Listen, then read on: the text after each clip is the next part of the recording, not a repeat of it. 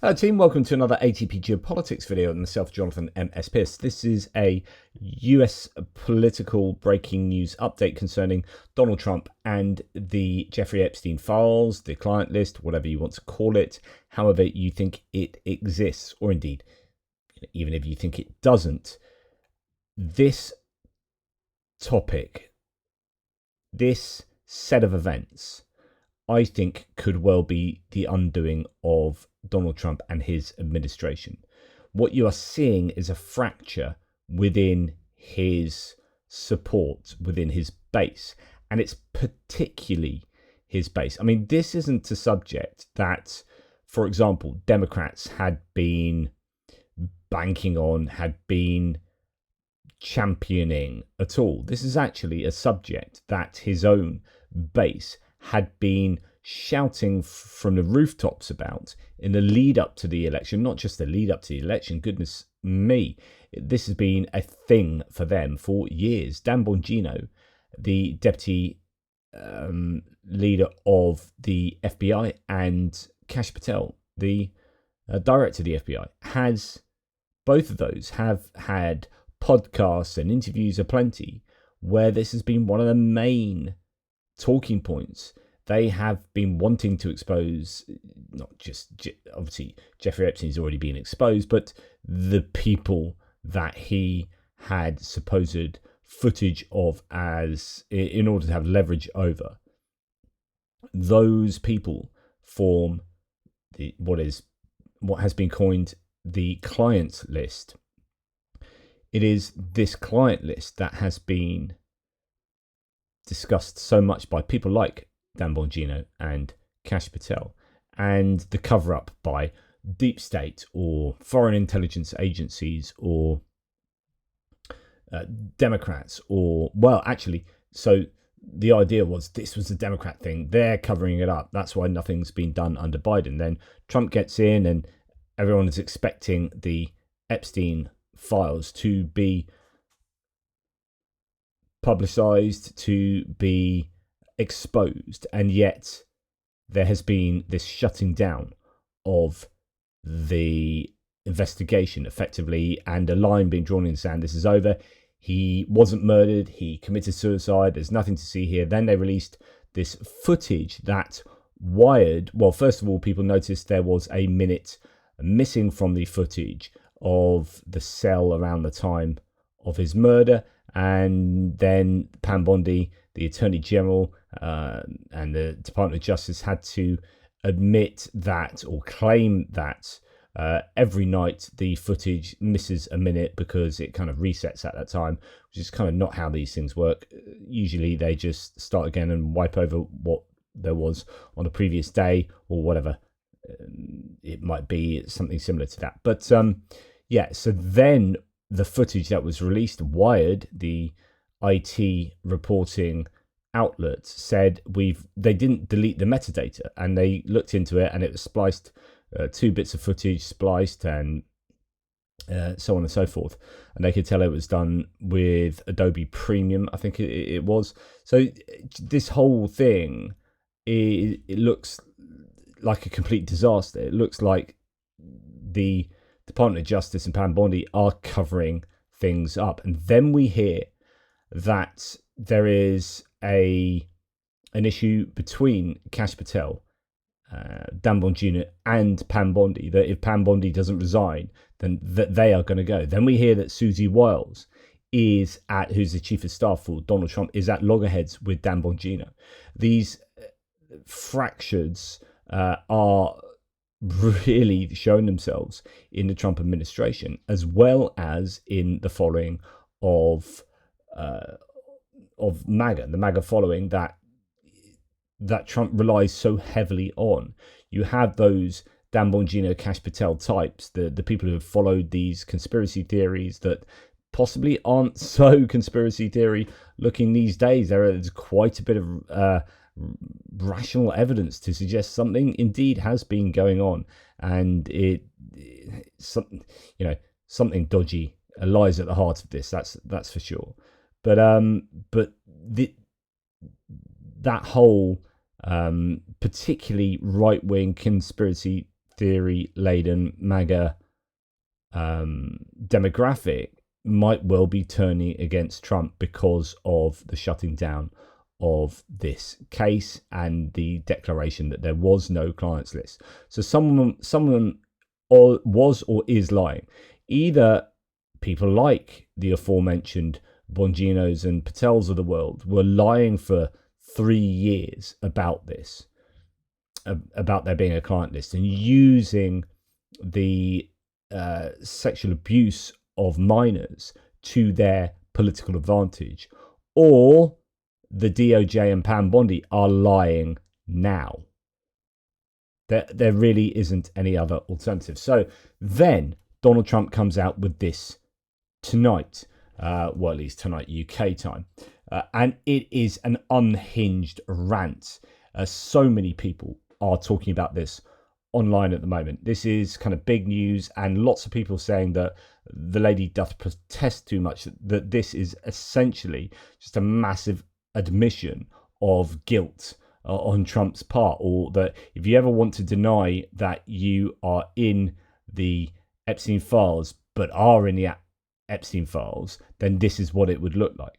Angry Staffer says Trump throws his support behind Bondi in a rambling, incoherent rant, a big slap in the face to MAGA. So before I read you this, the question is, who is this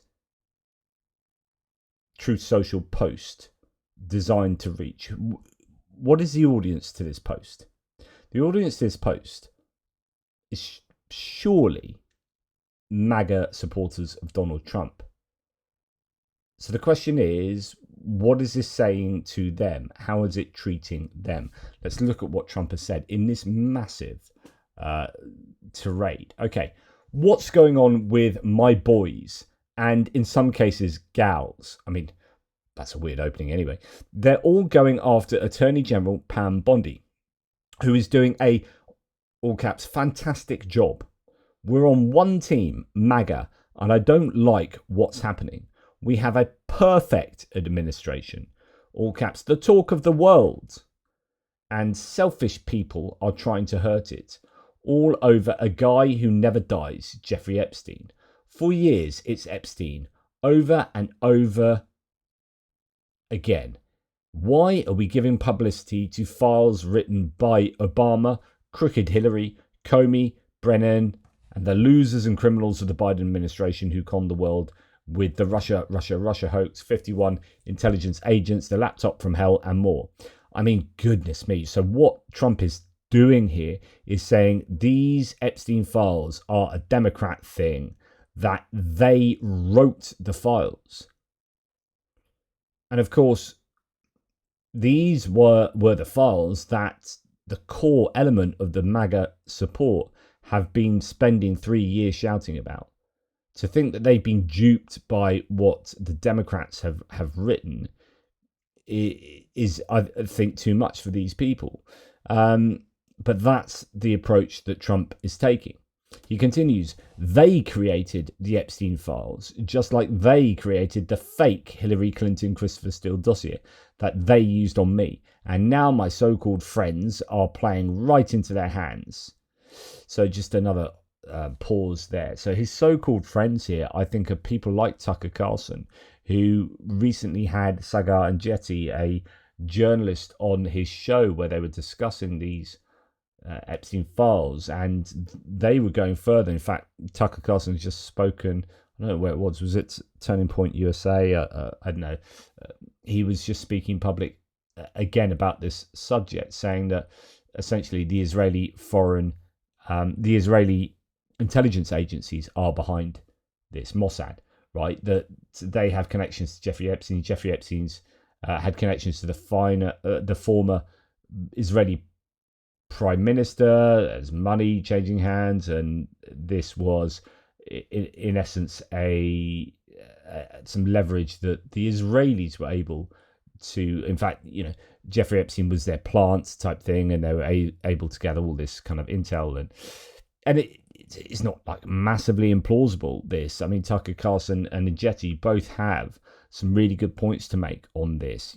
Broken clock is right twice a day. I'm left thinking, goodness me, all of these explanations are plausible.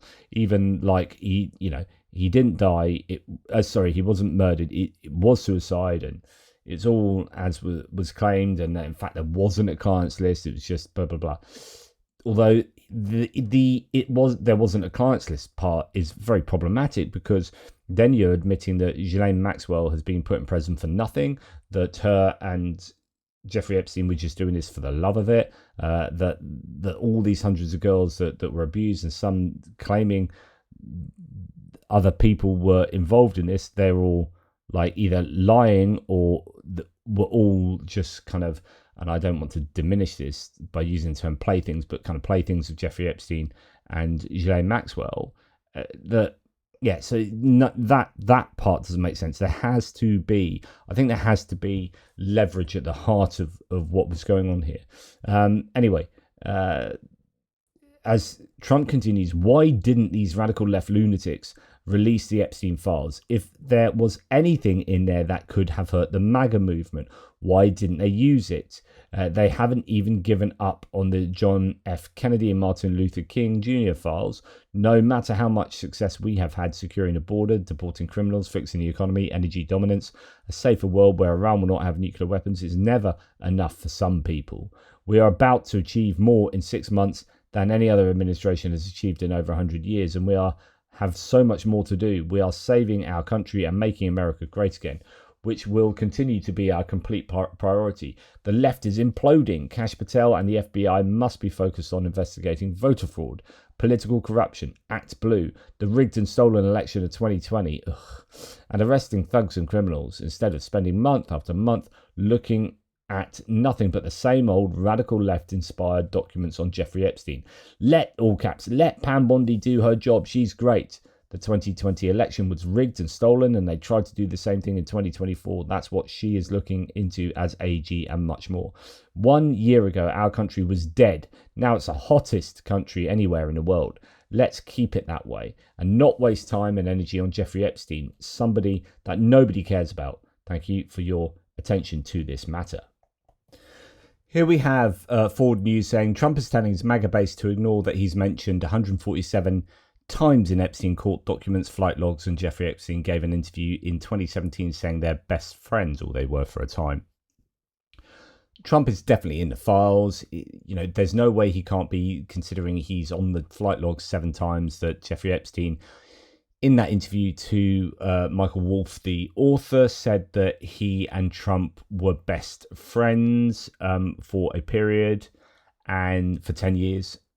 There's no way that Trump's not going to know what Epstein is all about, especially since Trump has been caught on camera dancing with and near these young girls and speaking to Epstein about them. And then it's another set of pictures, one with his hand on the leg of one of these young girls in a photo with Jeffrey Epstein, etc., etc. And then Michael Wolff also talks about how he's seen a dozen pictures with topless girls of indeterminate age, I believe, around Trump, and pointing at Trump with a stain on his trousers, and so on and so forth. So, the kind of methinks the lady does protest too much is best summed up in this fascinating interjection by Trump here.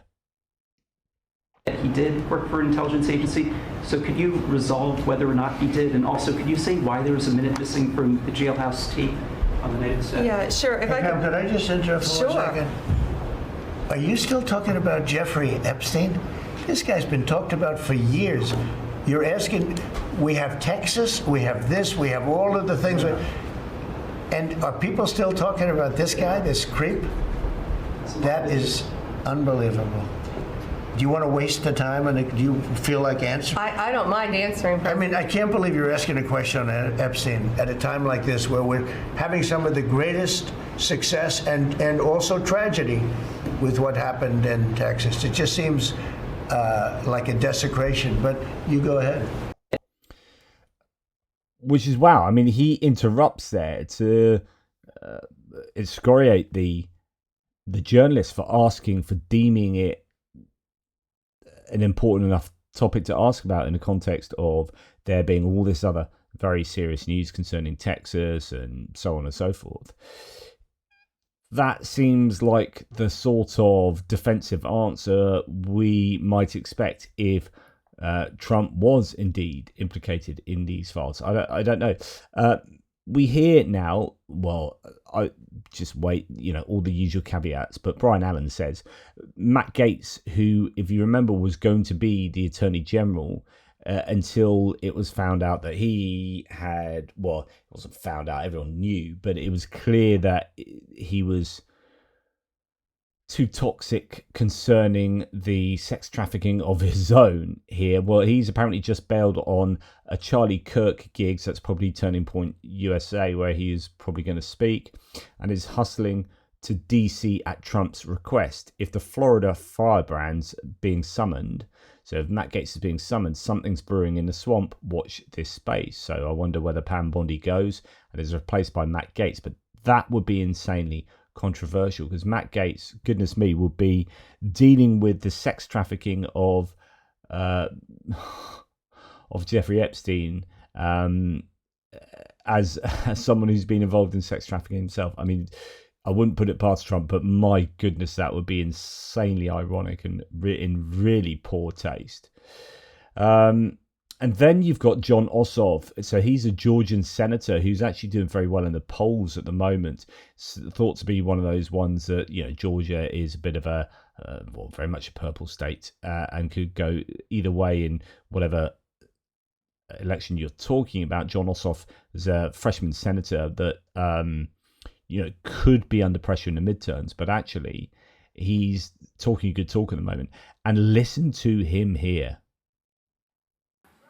President Trump promised to end the wars.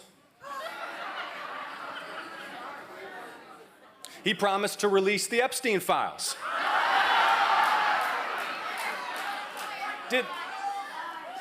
Did anyone really think the sexual predator president who used to party with Jeffrey Epstein was going to release the Epstein files?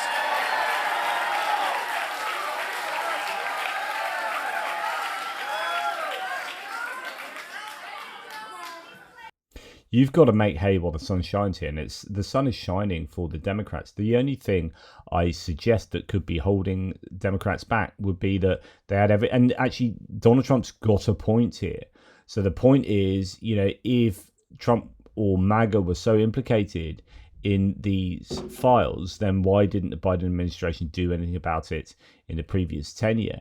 And it could be that there are some big Democrats there who would be in the crosshairs.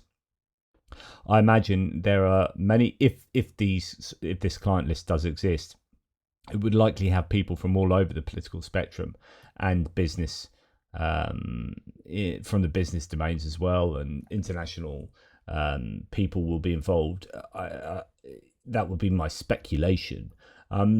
So it might hurt both sides to go to town on this. And that could be why neither side has gone to town on it. But certainly, if you're a Democrat that doesn't really care for that you think, rightly, that anyone that is involved in that kind of activity should be done, no matter what political persuasion they are, then, now's the time. Now's the time to go to town on Trump. He will have a division forming in his own MAGA base. There are people who are spitting fire about this, that, even in response to Trump's tweet, there are many MAGA Republicans that are nonplussed and really angry. And I think this could be and many people are saying this, and not just me, many analysts are saying that the Epstein files could well be spell the end for Donald Trump in some way. And spell the end is quite maybe overstepping the mark there, but in terms of polling, certainly for the midterms, I know November 26th is still a long way away, but if this rumbles on and there is controversy at the heart of this that implicates Trump or his administration in any significant way, then, the midterms are there for the taking. And I would expect many Democrats to to recognize this, and you're going to see an awful lot of people talking about the Epstein files. And if you don't see them from the Democrat side, then that's something to keep an eye on, because the question would be why? I mean, this is surely this is political gold dust for any opposition. But anyway, I just think this is really significant. It is that important at the moment, and not just intrinsically in terms of, you know, wanting truth for the people who have been abused in all throughout those years involved in Epstein and his horrific activities, but because of the extrinsic value of this, or importance of this, the ramifications on, you know, probably elected officials, famous people, and if people like Tucker Carlson and Sogai and Jetty are correct, then you're talking intelligence agencies and foreign involvement. So this could be phenomenally important. And therefore, if it is that important, you will get massive pushback to publishing these, and that will just fuel the discontent even more. And in a sense, it could be that there's a no-win situation here. This is just a classic dilemma, where it's what's the least worst option? Well, it could well be that the least worst option is trying to cover this up, even though you're going to be absolutely hammered for it, because if you expose it, then you're going to be hammered even more. And then, you know, what's going to happen with Pam Bondi? If you have Pam Bondi at odds with Dan Bongino and Kash Patel, that's the FBI and essentially the DOJ, or the Attorney General, at loggerheads. And then you throw in the Chief of Staff at Dan Bongino's throat. This is a disaster. This is a recipe for an absolute political fustercluck. And I'll just sit back and eat the popcorn. I mean, it's sad that you'll be eating the popcorn concerning things that are so serious as sexual abuse of minors. But, you know, politically speaking, this is an absolute shit show. And just you're left guessing, you know, what's going to happen next. Anyway, those are my rambling stream of consciousness thoughts. I'd love to know what your thoughts are. I really do think this is that important. Anyway, take care. Speak to you soon.